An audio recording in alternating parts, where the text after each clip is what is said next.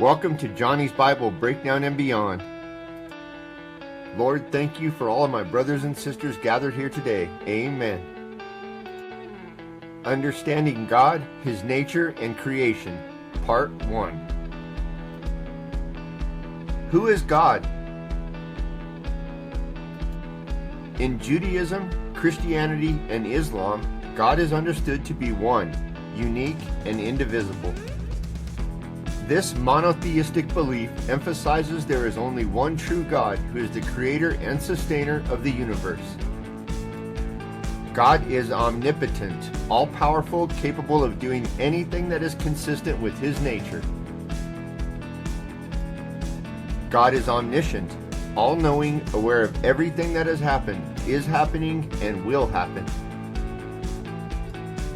God is omnibenevolent. He is all good, embodying perfect goodness and love. God is omnipresent. He is everywhere at all times, not limited by space and time. God is immutable. He does not change. His nature and character remain consistent. God is the supreme being, the creator of the universe, and the source of all life. He is often described as loving, just, and holy.